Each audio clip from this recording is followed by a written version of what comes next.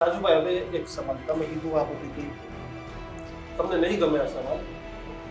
બોટાદમાં એક બાજુ હળદળમાં લાઠી ચાર્જ શરૂ થયો, જે પોલીસ અને ખેડૂતો વચ્ચે ઘર્ષણ. ખેડૂત નેતા રાજુ કરપડા કેમ ભાગી ગયો? નહીં ગમે એવી વાત નથી. સવાલ બરાબર તમે પૂછો છે જે મને પૂછવો જ જોઈએ. હું જેલમાં ગયા પછી મને આ સવાલનો જવાબ આપવાનો મોકો કદાચ નથી મળ્યો, અને મળ્યો છે તો અમુક પ્લેટફોર્મ પર મળ્યો છે જે ગુજરાતના તમામ ખેડૂત સુધી આ જવાબ પહોંચ્યો નથી.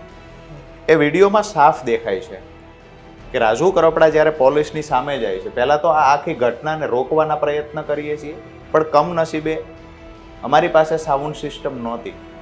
જે સ્પીકર હતું એકદમ નાનું હતું કે અમારો અવાજ દરેક લોકો સુધી પહોંચતો નહોતો. શાંતિની અપીલ, મારું ફેસબુક લાઈવ હતું, એમાં અનેક વખત અમે શાંતિની અપીલ કરી છે, નીચે બેસવાની અપીલ કરી છે, સતત અમે કહીએ છીએ શાંતિ રાખો. જ્યારે પોલીસ આવે છે, લોકો એની સામે જાય છે, ત્યારે પણ શાંતિની અપીલ કરીએ છીએ. પ્રદીપભાઈ, કિશનભાઈ, અમે જ્યારે સામે જઈએ છીએ તો મારી વાત એટલી જ હતી કે ખેડૂતોને પણ સમજાવવા, પોલીસને પણ સમજાવવા, અને બેયની વચ્ચે જરૂર લાગે તો હું ડિટેન થઈ જાઉં, પણ આ ઘર્ષણ ના થવું જોઈએ. પણ એ જ અરસામાં પોલીસ દ્વારા પણ ઉતાવળ કરવામાં આવી.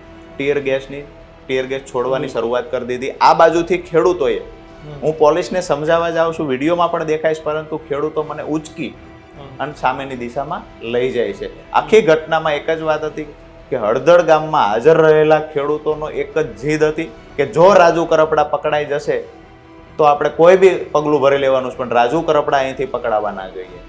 એટલે આને લઈને આપણે સમજ્યા કે મામલો શાંત પડે એટલા માટે, અને ખેડૂતો લઈ ગયેલા. અને રાત્રે 11 વાગ્યા સુધી રાજુ કરપડા હળદળમાં હતો.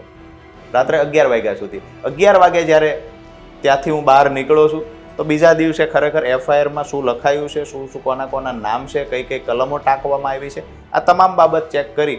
અને જ્યારે વકીલને મળ્યા ત્યારે વકીલને એવું કહેવાનું થયું કે આગોતરા જામીન મળી જશે, પરંતુ મેં પહેલાં કહ્યું એમ ઉપર દિવાળી આવતી હતી.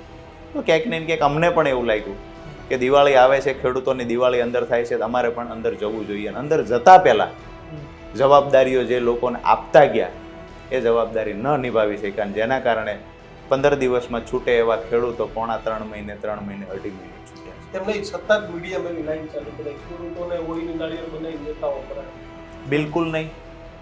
નેતાઓ અમે ઈચ્છતા તો અમે આગોતરા જામીન લઈ શકતા હતા, આગોતરા જામીનની પ્રોસેસ કરી શકતા. મારો સેમ રોલ છે, પરસોત્તમભાઈ રાઠોડ બોટાદના જિલ્લા પ્રમુખ છે, એને આગોતરા જામીન સેશન કોર્ટે આપ્યા છે.